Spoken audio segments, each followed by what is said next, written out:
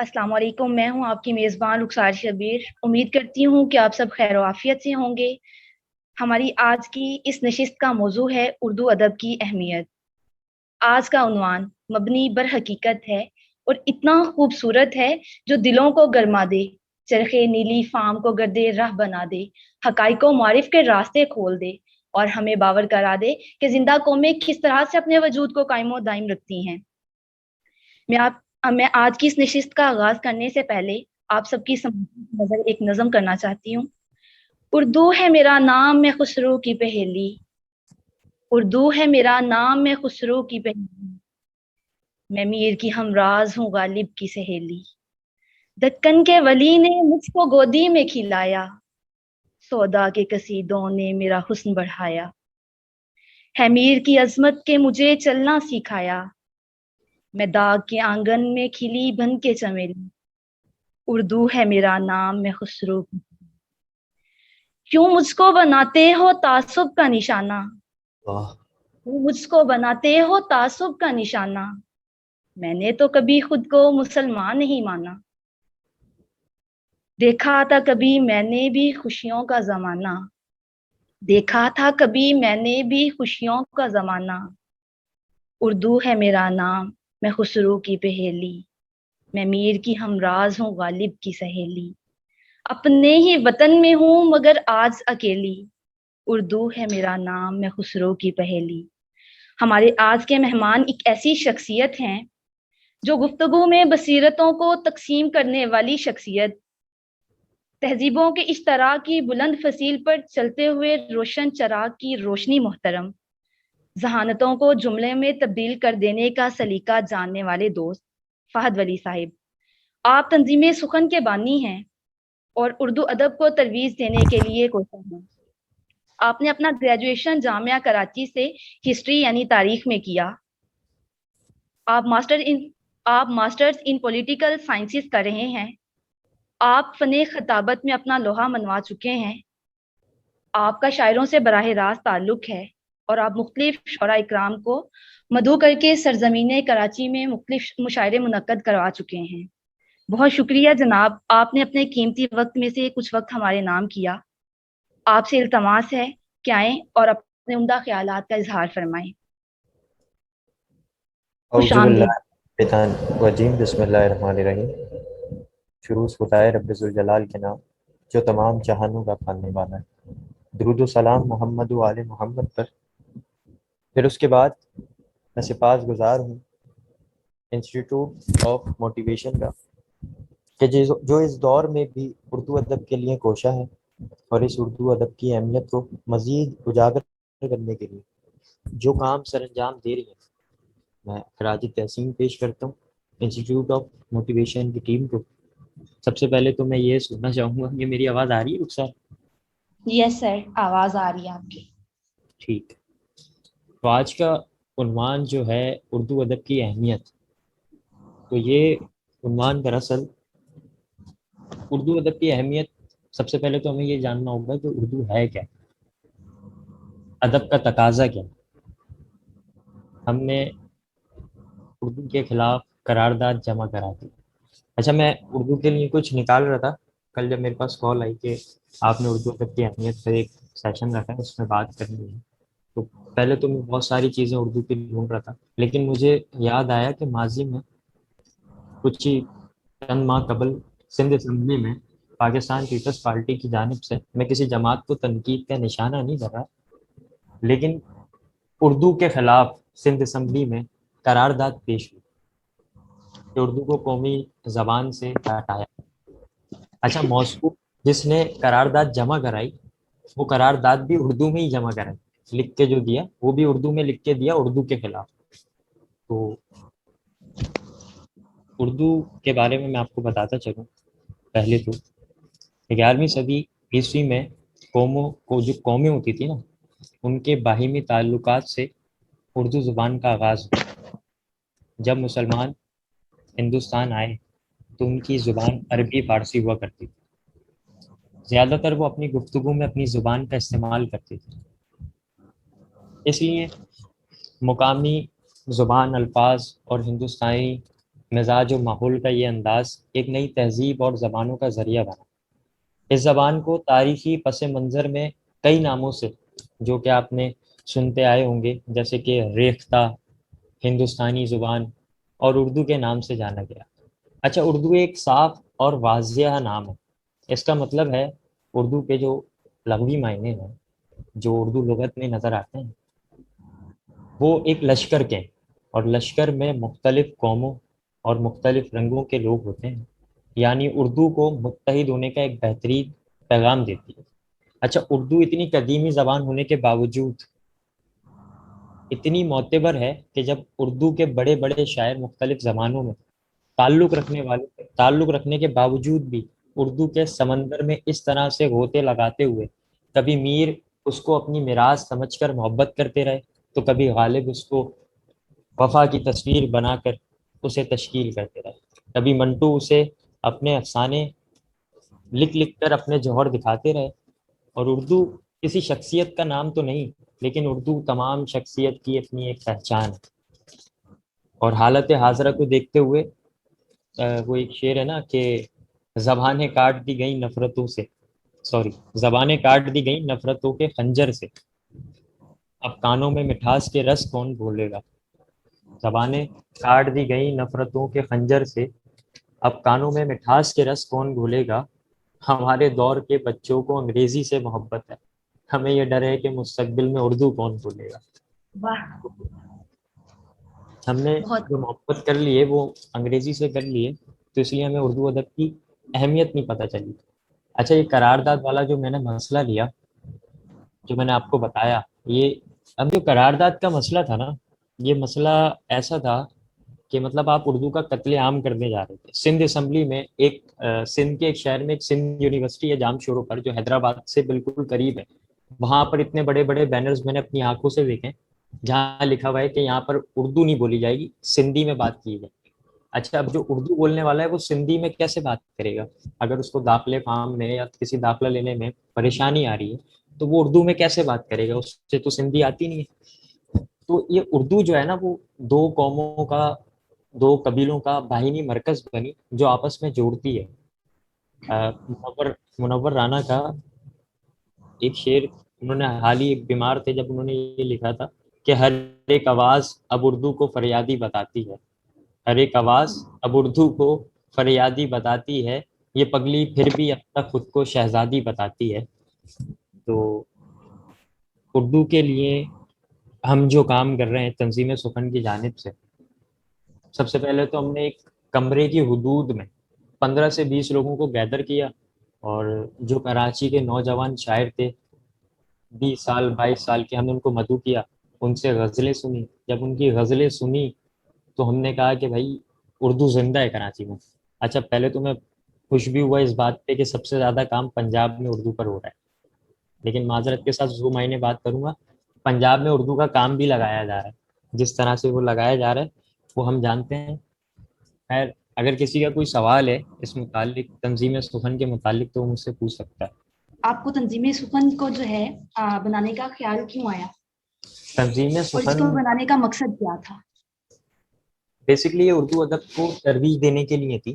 تنظیم سخن جب ہم نے بنائی تو اس ٹائم پہ میرے ساتھ 2 سے 3 لوگ تھے۔ اچھا، میرا تعلق طلبہ تنظیم سے بھی ہے، آل پاکستان متحدہ اسٹوڈنٹ آرگنائزیشن سے، تو میں دراصل ادھر مصروفیات کی، تو میں وہاں سے جب کووڈ کے اندر ایک وبا پھیلی ہوئی تھی، لوگ ڈرے ہوئے تھے، تو ہم نے سوچا ایک بند کمرے میں ایک مشاعرہ کریں، جس میں ہم 15 20 لوگ بلوا کے جو ہے وہ مشاعرے کو جاری کرتے ہیں۔ ہم نے پہلا مشاعرہ 15 20 لوگوں میں کروا دیا۔ پھر اس کے بعد ہم نے 1 مہینے بعد ہم نے کہا ایک ادبی نشست رکھتے ہیں، اس میں 40 50 لوگ گیدر کر لیں گے۔ ہم نے اس میں 40 50 لوگ بلوا لیے۔ پھر اس کے بعد ایک بڑا مشاعرہ کر دیا ہم نے، ایک شام لانڈی کے نام، ایک ڈسٹرکٹ ہوتا ہے لانڈی، کورنگی، مڈری، یہ کراچی میں ڈسٹرکٹ ہیں جیسے دیگر شہروں میں ہوتے ہیں۔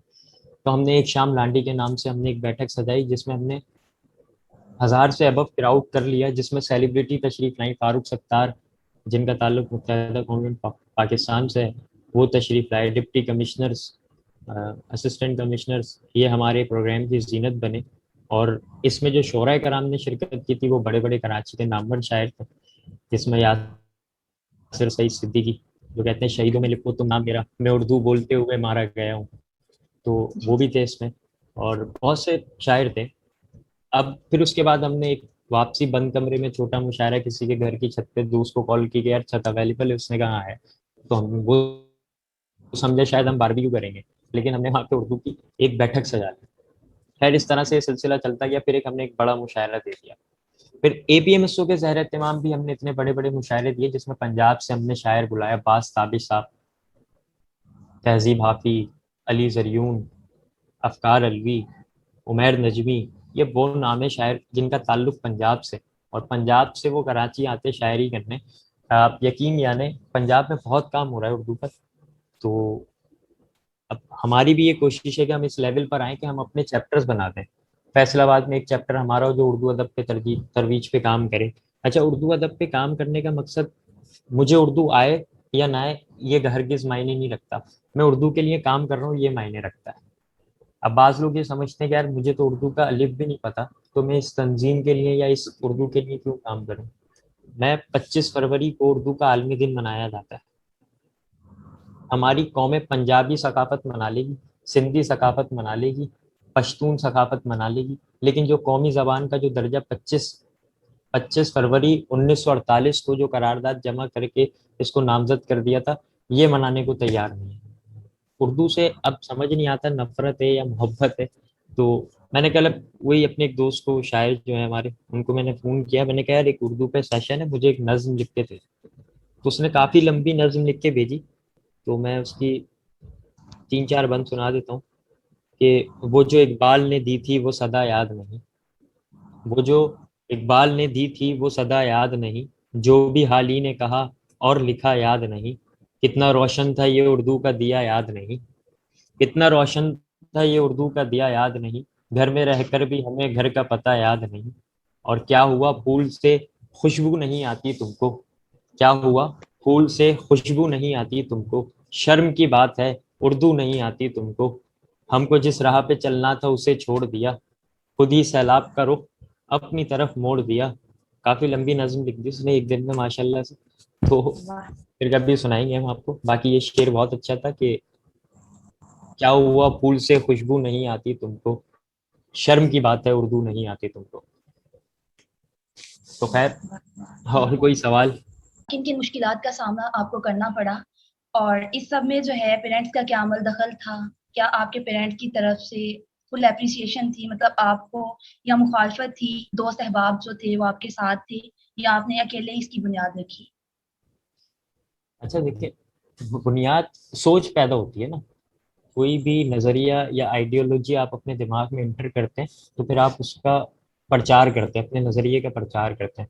جب وہ 1 سے 4 میں جاتا ہے تو وہ مزید نقصان تو نہیں دیتا، لیکن وہ اس پہ کام کرنا شروع کر دیتا ہے. اچھا پیرنٹس کی طرف سے تو یہ رہا، جب میں نے طلبہ تنظیم 2010 میں جوائن کی تھی تو 2013 تک میرے والد صاحب بھی تھے، میری والدہ بھی تھی، تو انہوں نے اپریشیٹ کیا مجھے. پھر 2013 میں والد کا انتقال ہوا، ریسنٹلی والدہ کا انتقال ہوا. تو اس کے بعد میں تو سوچتا ہوں کہ شاید وہاں سے مجھے اپریشیٹ کر رہے ہوں گے. اور دوسری بات یہ کہ جو دوست احباب ہیں وہ میرے ساتھ اس سرگرمی میں شانہ بشانہ کھڑے رہتے ہیں. مجھے کبھی کسی چیز، ایک تو اردو ادب کے لیے کام کر رہے ہیں نا ہم، کوئی دہشت گرد تنظیم تو بنا نہیں رہے. جی اگر سر. کوئی، ہاں تو ہمیں کوئی پریشانی آئے گی بھی نہیں. اگر ہمیں یہ مشاعرہ اگر باہر 5,000 لوگوں میں نہیں کرنے دیا جائے گا تو ہم 5 لوگوں میں کمرے میں بیٹھ کے کر لیں گے. اگر 5 کمروں میں 5 لوگوں کو بٹھانے کی بھی اجازت نہیں دی جائے گی تو جس طرح سے یہ لائیو سیشن ہو رہا ہے ہم اس لائیو سیشن کی طرح مشاعرے کریں. سر آپ سے سوال کچھ یوں تھا کہ سر جیسے ہی ہم اپنی اسٹڈی سے ہٹ کے کوئی کام کرنے لگتے ہیں تو ہمارے پیرنٹس کا یہ ایٹیٹیوڈ ہوتا ہے، ہماری فیملی سے مطلب بہت سارے جڑے ہوئے لوگ جو ہوتے ہیں ہمارے قریب کے، وہ ہمیں کہہ رہے ہوتے ہیں نا کہ آپ پہلے اپنی اسٹڈی پہ فوکس کرو یا ایسا کچھ. تو اس حوالے سے پوچھ رہی ہوں. باقی کام تو آپ نے بہت اچھا کیا ہے جیسا کہ ہم سب جانتے ہیں. اچھا میں ایک جگہ لیکچر دے رہا تھا، آپ کی بات کا جواب اسی بات میں. جب بچہ ماں کے شکم سے باہر آتا ہے تو سائنسی اعتبار سے بتا رہا ہوں، تو پیرنٹس نا اس بچے کا مستقبل سوچ لیتے ہیں. پیرنٹس کہہ لیتے ہیں یہ کہ بڑا ہو کے جو ہے ڈاکٹر بنے گا، کسی کے پیرنٹس کہہ دیتے ہیں انجینئر بنے گا، کوئی پائلٹ بنا دیتا ہے، کوئی کیپٹن بنا دیتا ہے. لیکن جب وہ بچہ بڑا ہونے لگتا ہے نا تو وہ کسی اور سمت جا رہا ہوتا ہے. جو ماں باپ نے سوچا ہوتا ہے وہ اس پہ پورا نہیں اترتا. اچھا کوئی ماں باپ اپنے بچوں کے لیے یہ نہیں سوچتا کہ میرا بچہ بڑا ہو کے ایک اچھا پولیٹیشین بنے گا، ایک اچھا سوشل ایکٹیوسٹ بنے گا، ایک اچھا سماجی کارکن بنے گا. کوئی پیرنٹس نہیں سوچتا. اس کی وجہ یہ ان کو یہ سارے شعبے گندے نظر آنے لگے. اچھا اس کا مقصد کیا ہے؟ گندے نظر کیوں نہیں آئیں گے؟ جب آپ ایک این جی او کے نام پہ پیسے کمائیں گے، جب آپ ایک ویلفیئر کے نام پہ اپنا گھر چلائیں گے، تو پھر پیرنٹس کا اعتبار اٹھ جاتا ہے ان چیزوں سے. وہ کہتے ہیں کہ یہ ہمارا بچہ بھی یہی کام کرنے نہ لگتا ہے. اچھا اردو ادب کو ہم ترتیب دے رہے ہیں، ترویج دے رہے ہیں، جو ہم مشاعرے کرواتے ہیں اس میں جو فنڈس اور جو بھی مالی اخراجات ہوتے ہیں وہ میری ٹیم اپ کرتی ہے، مل کے کرتے ہیں. کوئی اتنا بڑا ایشو نہیں ہوتا. ہمارے گیسٹ بھی کوئی چھوٹے گیسٹ تو آتے نہیں ہے، کوئی ایم این اے آ رہا ہے تو کوئی ایم پی آ رہا ہے، کوئی نامزد ایم این اے آ رہا ہے، میئر آ رہا ہے، ڈپٹی میئر آ رہا ہے. تو ہمارے پروگرامس ایسے ہو جاتے ہیں. کیا ہے میم عظما ملک نے، تو میم کا ویلکم کرتے ہیں.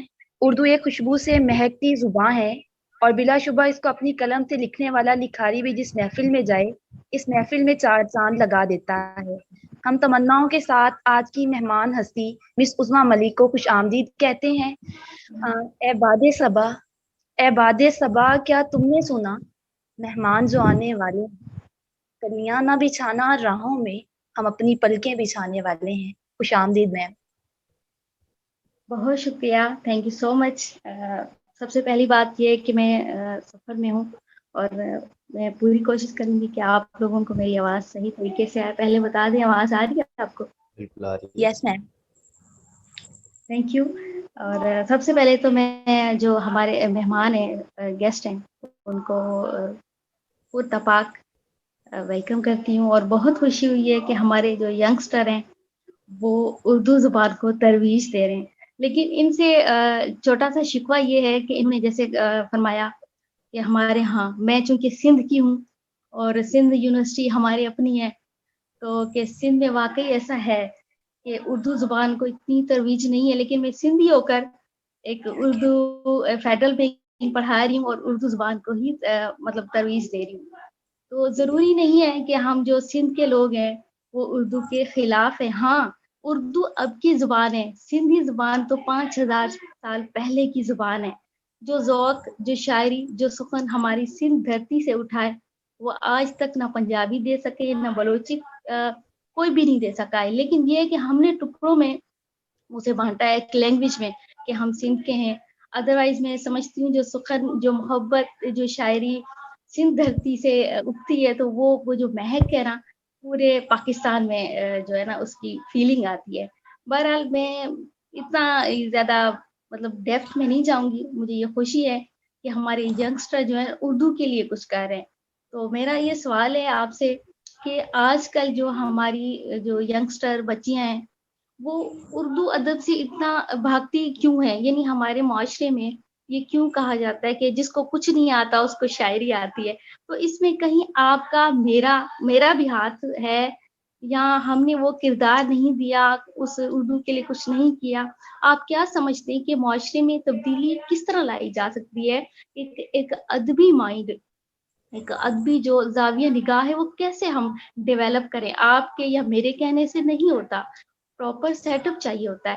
تو آپ سمجھتے ہیں شاعر پیدا ہوتے ہیں یا بنتے ہیں؟ بہت شکریہ. اللہ عثما میری بہن سلامت رہیں. لیکن میں نے پہلے ہی کہا تھا کہ میں نے کسی جماعت کو تنقید کا نشانہ نہیں بنایا، کسی قوم کو تنقید کا نشانہ نہیں بنایا. میرے کہنے کا مطلب یہ تھا کہ جو میں نے اپنی آنکھوں سے دیکھا کہ سندھ یونیورسٹی میں پوسٹر لگا تھا کہ تمام یہاں پر سندھی میں بات کریں، یہ میں نے اپنی آنکھوں سے دیکھا تھا سندھ یونیورسٹی جا کے. خیر اس بات کو ہم یہیں پر اختتام کرتے ہیں. میں دوسری بات کروں جو آپ نے مجھ سے سوال کیا ہے کہ ہم کیسے ترویج کریں. اچھا دیکھیں، ہر چیز کے لیے یا تو نان پولیٹیکل آرگنائزیشن ہوتی ہے یا پولیٹیکل آرگنائزیشن ہوتی ہے. اچھا پولیٹیکل آرگنائزیشن کی بات کریں تو پولیٹیکل آرگنائزیشن نے کچھ نہیں کرنا. نان پولیٹیکل اس لیے آوازیں اٹھاتی ہیں، ان کے پاس اختیار نہیں ہوتے لیکن وہ آواز بلند کر سکتی ہیں. تو اب میں نے تنظیم سخن کی اپنی کیبنٹ کو لے کے سب سے پہلے میں نے ایک میٹنگ کی، جو تیسرے تھرڈ یا فورتھ مشاعرے کے بعد ہم نے ایک کیبنٹ کی میٹنگ کی تھی. اس میں نے یہ المیہ اٹھایا تھا. اب میئر کا چانس چلا گیا. جب میئر تھا کراچی کا، اس کے اختیارات ختم ہوئے، اس کا چارج ختم ہوا. اب سب اپنا اسسٹنٹ کمشنر کے ہاتھ میں چلا گیا سیٹ اپ، پورے کراچی کا نظام، پورے سندھ کا نظام. تو ہمارا ایک ارادہ تھا چھوٹے تحت پہ صحیح، لیکن ایک چھوٹی پریس کانفرنس کریں گے جس میں ہم کہیں گے آپ نے بچوں کو کھیلنے کے لیے تعلیمی میدان تو دے دیے، آپ نے کرکٹ کے میدان تو دے دیے، آپ نے فٹ بال کے میدان تو دے دیے، لیکن ایک مشاعرہ گاہ پورے پاکستان میں نہیں بنا. ایک مشاعرہ گاہ، آڈیٹوریم بنے ہوئے وہ مشاعرے گاہ کے لیے یوز ہو جاتے ہیں، لیکن بیسکلی صرف آپ نے ایک مشاعرے گاہ کے نام سے مشاعرے گاہ نہیں بنا. آپ انڈیا چلے جائیں، آپ کو دکن سے لے کے دلی میں، دلی سے لے کے ممبئی تک، ممبئی سے لے کے آگرہ تک آج بھی وہ سلسلہ قائم ہے. جب مظفر شاہ صاحب کا دربار سجتا تھا اور غالب آ کے بیٹھا کرتے تھے، تو وہ سلسلہ وہاں آج بھی، وہ تسلسل آج بھی قائم ہے، لیکن کراچی میں نہیں. اچھا، ہم نے کراچی میں ایک انو بھائی پارک تھا جس کو مشاعرہ کے لیے منتخب کیا تھا کہ یہاں پہ بڑے بڑے، کراچی میں بڑے بڑے مشاعرے ہوئے جس میں جان ایلیا صاحب، رئیس امروہی صاحب اور انڈیا سے بھی کچھ مہمان شاعر حضرات تشریف لائے. تو کہنے کا مطلب یہ، نان پولیٹیکل آرگنائزیشن اس پہ آواز بلند کر سکتی ہیں، پولیٹیکل آرگنائزیشن اس پر امپلیمنٹ کر سکتی ہیں. تو یہ کام دونوں کے اتحاد سے ہوگا. اب ہم تو اپنی آواز بلند کر دیتے کہ مشاعرہ، میں ایک ٹویٹ کر دوں گا کراچی میں ایک مشاعرہ گاہ بنا، اب میں اس کو تعمیر تو نہیں کر سکتا نا، میں اینٹیں تو نہیں لگا سکتا، میں صرف آواز بلند کر سکتا ہوں. تو مولا علی کا قول بھی ہے، بولو تاکہ پہچانے جاؤ. تو بھائی ہم بولیں گے، اگر وہ سمجھ سکتے ہیں بنانا مشاعرہ گاہ، ایک پلیٹ فارم چاہیے ہوتا ہے. اب میرے پاس جتنے بھی میں نے مشاعرے کروائے اس میں میں نے 20 سے 22 سال وہ لڑکے جن کو جو علم عروض اتنی اچھی طریقے سے جانتے ہیں. مجھے علم عروض کا نہیں پتہ علم عروض کیا ہے، مجھے شاعری سننا آتی ہے، سنانا نہیں آتی. علم عروض، بہترین قافیے، بہترین ادیب، بہترین غزلیں، ایسی ایسی غزلیں جسے آپ سن کر آپ خود لطف اندوز ہوں گی، وہ اتنی کم عمر میں لکھ رہے ہیں، لیکن ان کے پاس ایک پلیٹ فارم نہیں ہے. اب اس پلیٹ فارم کے لیے ہم نے تنظیم سخن کا ایک انتخاب کیا، ہم نے کمیٹی بنائی، ہم نے کہا مشاعرے ہم کروائیں گے، کراؤڈ ہم انگیج کریں گے، صرف ان شعراء کرام کو جو ہے، جو نوجوان شعراء کرام ہیں، آپ ان کو بلوا کے پڑھائیں. اب وہ آ کے پڑھنے لگے، انہوں نے اپنی ویڈیوز بنائی، انہوں نے اپنے سوشل میڈیا اکاؤنٹ پہ ڈالی، ہمارے پیج سے ڈالی. اچھا، ہم اگر 5 شعراء کرام نئے بلاتے تھے تو ان کے ساتھ ہم 1 یا 2 پورے پاکستان کے نامور شاعروں میں، بڑے نامور شاعر ہم، سندھ سے اگر آپ کا تعلق ہے تو میر احمد نوید صاحب کو ہم نے مدعو کیا ہے اگلے مشاعرے کے لیے. میٹنگ کا ٹائم جو ہے یہ اینڈ ہونے کو ہے، تو میٹنگ جو ہے ری جوائن کر لیں پلیز.